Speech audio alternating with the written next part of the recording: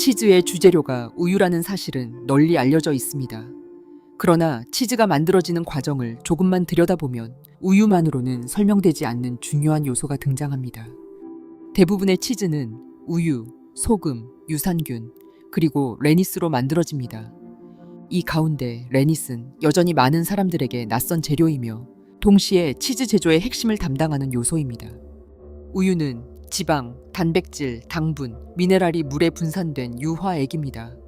치즈 제조자는 이 액체 상태의 우유를 응고시켜 고체 덩어리인 컬드로 바꿉니다.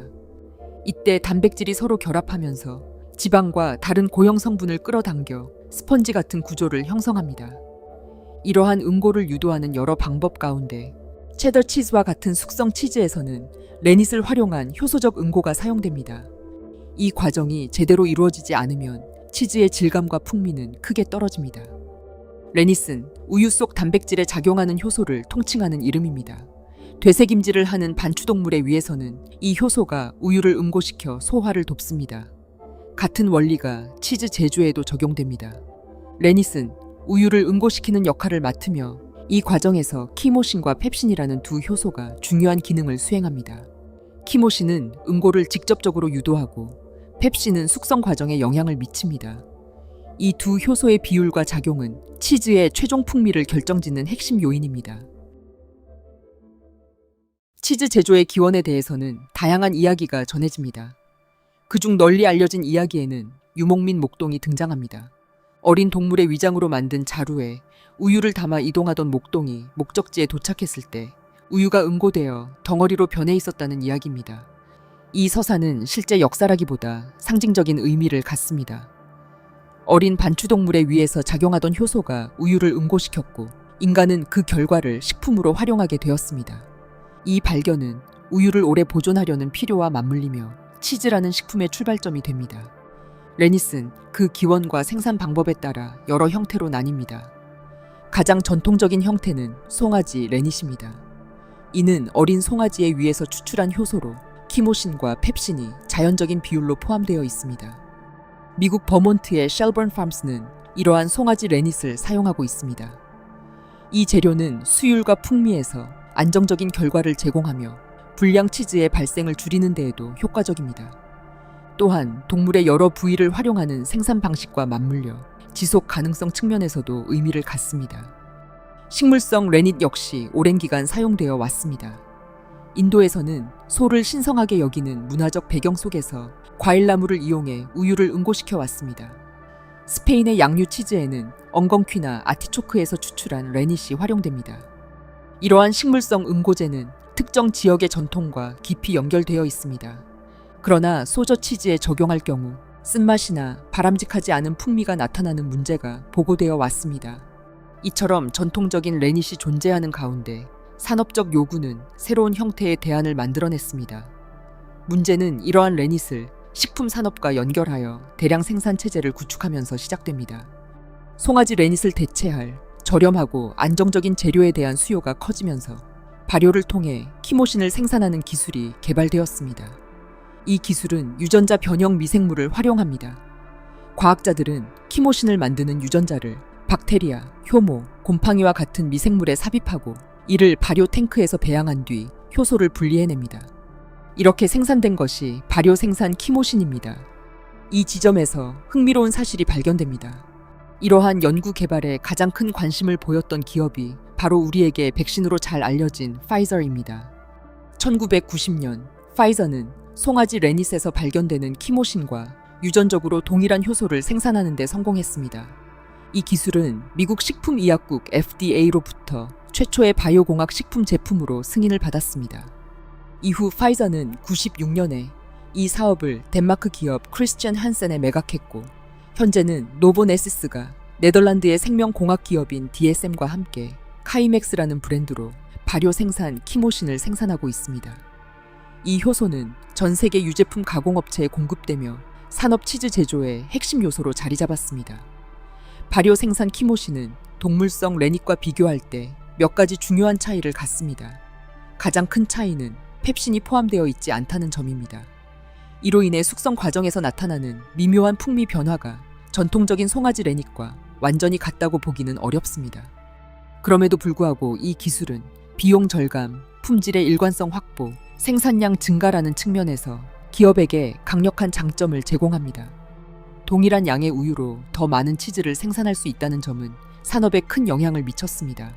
하지만 이익을 추구하는 기업의 활동들은 항상 다른 곳에서 큰 부작용을 불러옵니다. 문제는 이 효소가 유전자 변형 생물체에 해당하는지에 대해서 논쟁이 이어져 왔지만 실제로는 수십 년 동안 산업 현장에서 사용되었다는 것입니다. 그리고 이렇게 생산된 치즈는 전 세계로 보급되었습니다. 2008년 기준으로 미국과 영국에서 생산되는 치즈의 80~90%가 발효 생산 키모신을 사용하고 있으며 오늘날 미국에서는 약 90%의 치즈가 이 효소에 의존하고 있습니다. 한편 일부 국가에서는 식품의 유전자 변형을 허용하지 않기 때문에 발효 키모신의 사용이 금지되어 있습니다. 이처럼 같은 기술을 두고도 국가별로 상반된 정책이 존재하는 이유는 유전자가 변형된 식품 원료가 안정성 측면에서 굉장한 리스크를 갖고 있다는 방증입니다. 레닛이라는 물질은 단순히 치즈 제조의 보조 재료처럼만 보이지만 실제로는 식품 과학, 산업 생산, 의료 카르텔, 자본 세력의 압력이 복합적으로 얽힌 영역입니다. 앞서 살펴보았듯 발효 생산 키모신은 오랫동안 산업 치즈 제조에서 사용되어 왔지만 최근 들어 전혀 다른 맥락에서 주목받고 있습니다. 지난 1월 초 소셜미디어를 중심으로 발효 과정에서 생성되는 키모신에 대한 관심이 급격히 확산되면서 미국과 호주에서 동시에 소비자 반응이 촉발되었습니다. 불매 운동이 일어났고 온라인에서는 치즈 성분을 둘러싼 격렬한 논쟁이 이어졌으며 식품 레이블링 규정에 대한 재검토 요구도 등장했습니다. 미국 타블로이드와 여러 소셜 플랫폼을 통해 확산된 보도는 많은 소비자에게 충격을 주었습니다. 북미에서 생산되는 치즈의 약 90%가 발효 생산 키모신에 의존하고 있다는 사실이 널리 공유되었기 때문입니다. 앞서 소개되었듯 이 효소는 1990년대 초 파이저 과학자들이 개발한 유전자 변형 기반 기술입니다. 이미 30년 넘게 산업 현장에서 사용되어 왔지만 전문가 집단 외에서는 그 존재와 역할이 크게 논의되지 않았습니다. 이 간극이 이번 반응의 직접적인 계기가 되었습니다. 그러나 지금까지 규제 당국은 이 기술을 일관되게 승인해 왔습니다. 미국 FDA는 발효 생산 키모신을 일반적으로 안전하다고 인정되는 물질로 지정했습니다. 호주에서는 식품표준청이 트리초더마 레이세이와 같은 유전자 변형 미생물을 이용해 생산된 키모신을 승인하기도 했습니다. 두 국가 모두 최종 제품에서 유전자 변형 DNA나 단백질이 검출되지 않는 경우 GMO 표시를 요구하지 않고 있습니다. 세계보건기구와 유럽식품안전청 역시 이러한 효소의 안전성을 지지해 왔습니다. 모두가 한 목소리를 내고 있는 것입니다.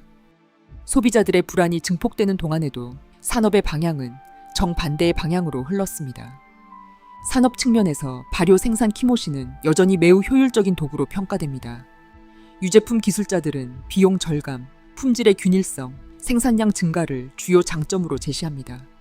동일한 양의 우유로 더 많은 치즈를 생산할 수 있다는 점은 대규모 생산 체계에서 큰 의미를 갖게 되며 이를 이용해 식품을 생산하는 기업들에게 굉장히 좋은 원료가 됩니다.